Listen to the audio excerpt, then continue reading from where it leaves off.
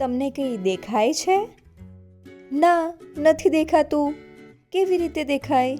છળકપટના ઉસ્તાદો અહીં છુપાઈને બેઠા છે. જેઓ પોતાની આસપાસના વાતાવરણમાં ભળી જઈને સંતાઈ જવાનું સારી રીતે જાણે છે. આ છે છદ્માવરણ. અંગ્રેજીમાં તેને કેમોફ્લેજ કહેવાય છે. એક રમત દ્વારા છદ્માવરણને સમજીએ.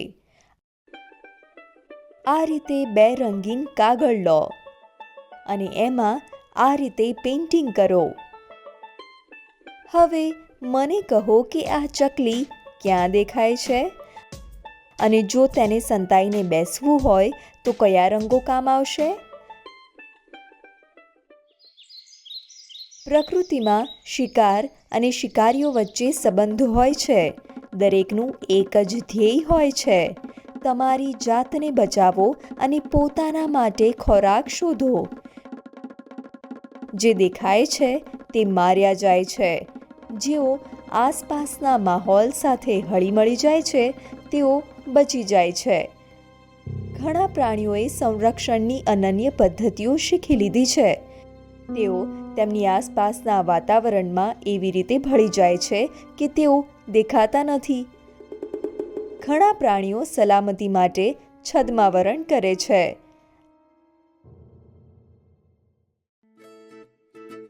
આને મળો. આ ઓકલીફ નામનું પતંગિયું છે. એની રચના એવી છે કે તે પાંદડા વચ્ચે દેખાતું જ નથી. તેના દુશ્મનો પક્ષીઓ અને ગરોળી છે. પ્રકૃતિમાં સર્વત્ર ભય છે. તેથી જ છદ્માવરણ ઘણું ઉપયોગી છે. આંખોની સામે પણ દ્રષ્ટિની બહાર. શું તે અદ્ભુત સ્વરૂપ નથી? બિલકુલ પાંદડાની જેમ, જાણે દરેક ભાગની નકલ કરવામાં આવી હોય. પ્રકૃતિમાં આવા ઘણા ઉદાહરણો છે. ભલા સૂકી લાકડીઓ શું કામની? ખાસ કરીને જ્યારે તમે ભૂખ્યા હોવ ત્યારે. આ લાકડીના જંતુએ પોતાને લાકડી જેવા બનાવ્યા છે. ભૂરા રંગની લાકડીઓ વચ્ચે જંતુ છે, પણ જાણે ભૂરી લાકડી. શું તે અદ્ભુત છદ્માવરણ નથી? છદ્માવરણ શબ્દનો અર્થ સમજ્યા? છળ એટલે છેતરપિંડી. તેથી છેતરવા માટેનું આવરણ થયું છદ્માવરણ. છદ્માવરણ જંતુ જગત સુધી મર્યાદિત નથી. પક્ષીઓ પણ આમાં નિષ્ણાંત છે. જમીન પર બેસવાવાળા મોટા ભાગના પક્ષીઓનો રંગ નિસ્તેજ હોય છે. કથ્થાઈ, રાખોડી જે આસપાસના રંગોમાં ભળી જાય છે અને પક્ષીઓ આપણી નજરોથી ઓજલ. ઘણા પક્ષીઓના પીંછાઓનો રંગ, તેમની રચનાઓ એવી હોય છે કે તેઓ તેમની આસપાસના વિસ્તારમાં છુપાઈ જાય છે અને સરળતાથી દેખાતા નથી. દેડકા, સાપ, ગરોળી નજરથી દૂર રહેવાનું સારી રીતે જાણે છે. દેડકા સંપૂર્ણપણે સ્થિર રહેવામાં પણ નિપુણ છે. આ ગરોળીનું કાબરચીતરું રૂપ અને ચપટી પૂંછડીથી એવું લાગે છે કે જાણે તેને દાંડીનો જ એક ભાગ જ બનાવી દે છે. પાણીની અંદર ઊંડાણમાં પણ છદ્માવરણ ખૂબ ઉપયોગી છે. તેથી તમારી આંખોનું પરીક્ષણ કરો અને જીવન શોધો. ઓક્ટોપસ, દરિયાઈ ઘોડો અથવા આ તેજસ્વી રંગોવાળી ક્લાઉન માછલી પોતાના ઘરના રંગોમાં રંગાયેલા અને તમારાથી છુપાઈ જવામાં પારંગત નથી. પોતાને બચાવવા માટે પ્રાણીઓ એવી જગ્યાએ રહે છે અને આરામ કરે છે કે જ્યાં તેઓ એવા હળીભળી જાય છે કે તેમને જોઈ શકાતા નથી. તો છદ્માવરણનો ઉપયોગ માત્ર સંરક્ષણ માટે જ નહીં પણ શિકાર માટે પણ થાય છે. ઊંચા ઘાસમાં વાઘ એટલે કે ટાઈગરના શરીરના પટ્ટાઓ એવી રીતે જોવા મળે છે કે તે છાનોમાનો શિકારની નજીક આવે છે અને તેને પકડી લે છે.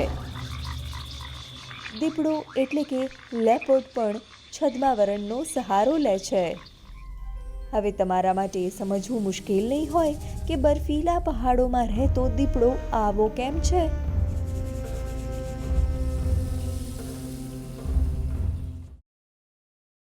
જો છદ્માવરણમાં કોઈ માહિર હોય તો તે કાચિંડો છે, એટલે કે કેમેલિયન. તેનામાં રંગો બદલવાની અનોખી ક્ષમતા છે. ચોક્કસપણે તમારી આસપાસ પણ છદ્માવરણ હશે, તો તેને શોધો અને વિડીયો બનાવો. માણસ પ્રકૃતિ પાસેથી ઘણું શીખે છે. છદ્માવરણે વિશ્વભરની સેનાઓને પણ શીખ આપી છે. તમે જોયું જ હશે કે માત્ર સૈનિકોના કપડાં જ નહીં, વાહનો, હેલિકોપ્ટર અને શિબિર પણ ખાકી, લીલા અને ભૂરા રંગના હોય છે. એટલા માટે કે જે લોકો પક્ષીઓ અને પ્રાણીઓની પ્રકૃતિની ફોટોગ્રાફી કરે છે, તેઓ આવા કપડાં પહેરે છે. આ રીતે તેઓ છુપાઈને જોવાનું ઘર બનાવે છે. તેને અંગ્રેજીમાં હાઇડ પણ કહે છે. તો ચાલો છદ્માવરણને ફરી એક વખત જોઈએ. છદ્માવરણ એટલે કે કેમોફ્લોજ, એટલે કે તમારી આસપાસના વાતાવરણમાં હળીભળી જવું. ઘણા પ્રાણીઓએ આવા અનન્ય ગુણો વિકસાવ્યા છે, જે તેમને તેમની આસપાસના વાતાવરણ સાથે હળીભળી જવા માટે મદદ કરે છે. ઘણા પ્રાણીઓ છદ્માવરણની મદદથી સુરક્ષિત રહે છે. શિકારીઓ પણ છદ્માવરણનો ઉપયોગ કરે છે. છુપાઈને અચાનક હુમલો કરવા માટે આનો ઘણો ઉપયોગ થાય છે. અને હવે તમારી જાતને અનુમાન કરવાનો સમય. વિચારો કે આદિમાનવ શા માટે તેના શરીર પર પાંદડા અને ચહેરા પર લીટીઓ દોરતા હશે.